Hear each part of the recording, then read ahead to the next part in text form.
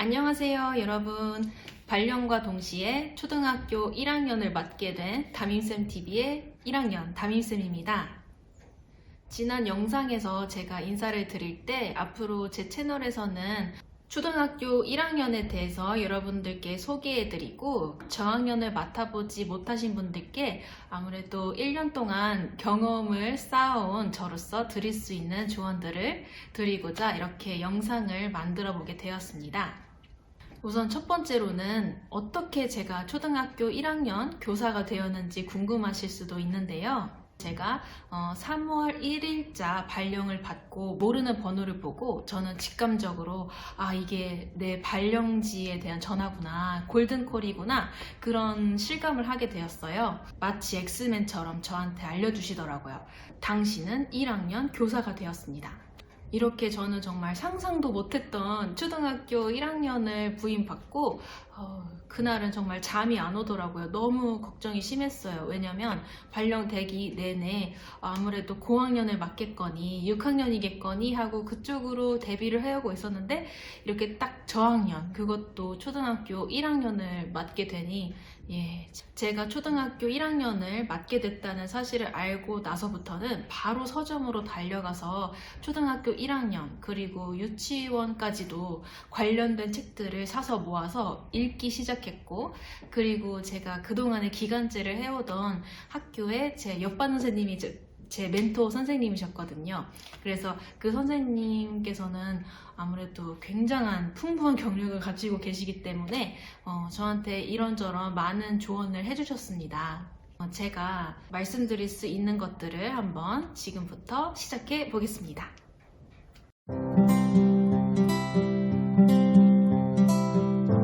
현재 2021년 제가 맡고 있는 아이들은 바로 2014년생입니다. 그 사실을 처음에 딱 깨닫고 저도 굉장히 정말 격세지감을 하게 되었는데요. 어느 정도냐면 얼마 전에 저희 안전한 생활이라는 교과가 초등학교 1학년에 있는데 보통은 이제 전담 선생님이 오십니다. 그래서 안전한 생활 선생님께서 아이들에게 그 유명한 겨울왕국의 Let It Go 영상을 틀어주는데 아이들이 하나도 따라 부르고 있지 않더라고요. 특히 그 부분 있잖아요. 모든 아이들이 열광하는 Let It Go 혹은 다 잊어, 이 부분이 있는데 아무도 모르는 거예요. 그래서 제가 이렇게 보고 있다가 한번 검색을 해봤더니 그 영화가 무려 2014년도 1월에 나왔던 영화예요. 그러니까 이 아이들이 태어난 연도에 그 겨울왕국 영화가 나왔고, 이 아이들은 어떻게 보면 그 영화보다도 더 어린 아이들인 거예요.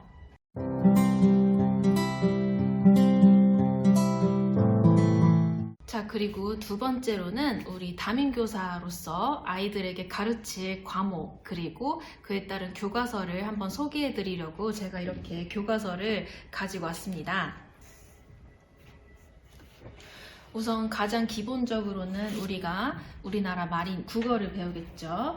국어책은 1학년 1학기, 1학년 2학기가 나오는데 가와 나로 나뉘어집니다.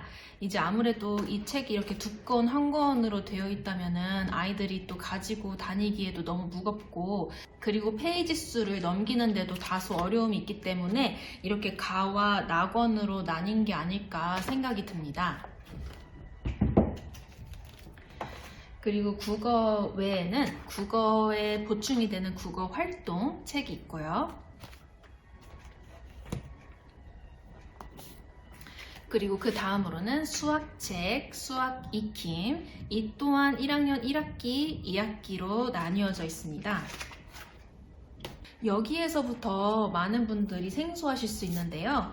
바로 안전한 생활이라는 교과가 들어있습니다. 현재 저희 학교는 안전한 생활이 전담 선생님께서 오셔서 이 교과를 따로 가르쳐 주시는데요. 제가 듣기로는 2022년부터는 안전한 생활이 다른 교과로 통합이 되어서 내년 2022년부터는 이 교과를 가르치지는 않는다고 합니다.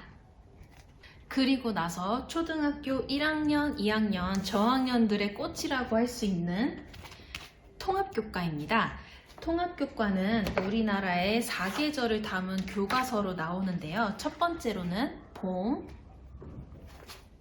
여름,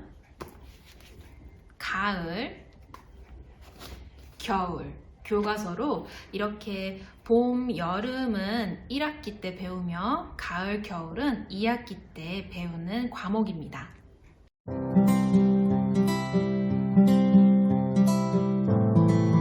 아무래도 이 과목들 중에 가장 생소할 수 있는 부분은 통합교과인 것 같아서 세 번째로는 통합교과에 대해서 조금 더 상세하게 말씀드리겠습니다.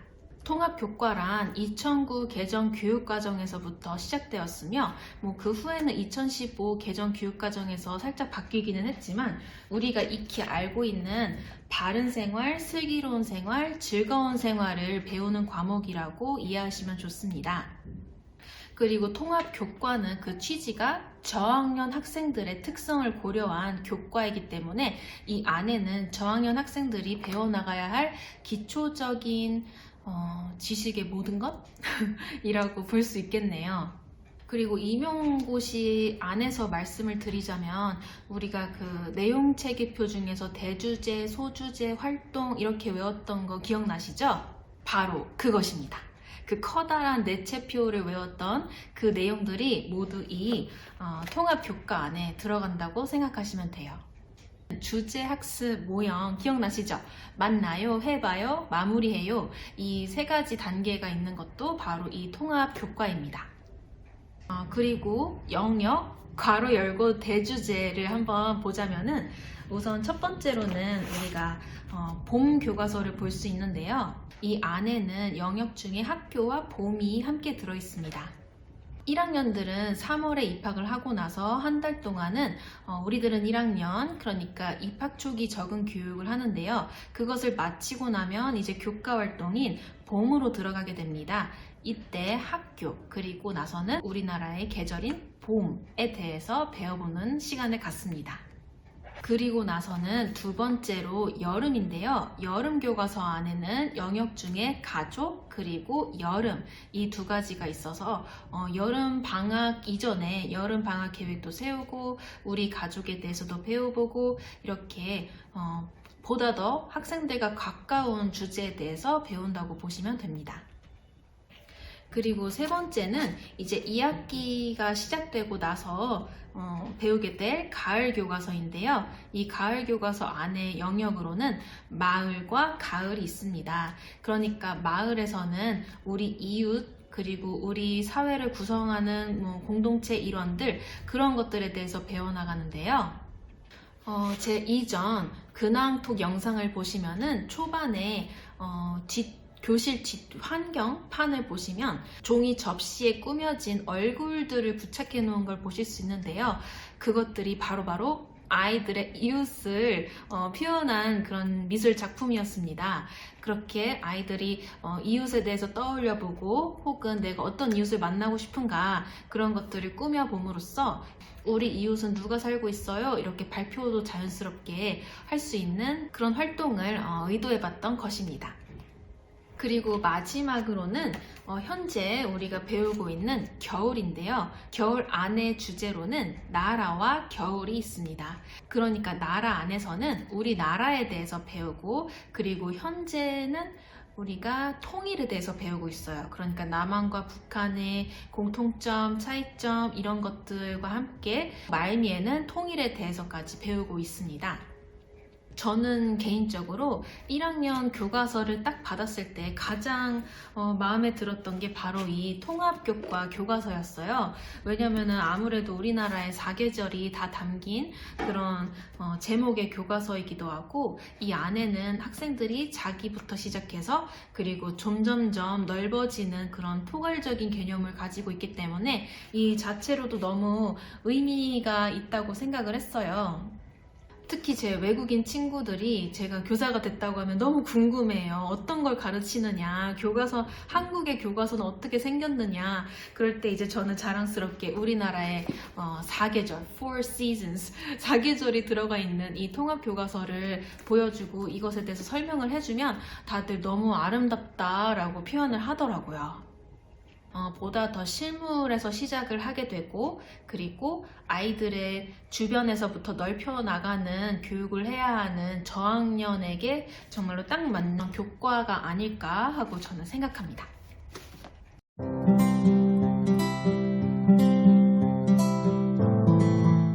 마지막으로 네 번째로 제가 생각하는 1학년이란 1학년 아이들은 정말 새하얀 백지 같다라고 표현을 할 수 있을 것 같아요.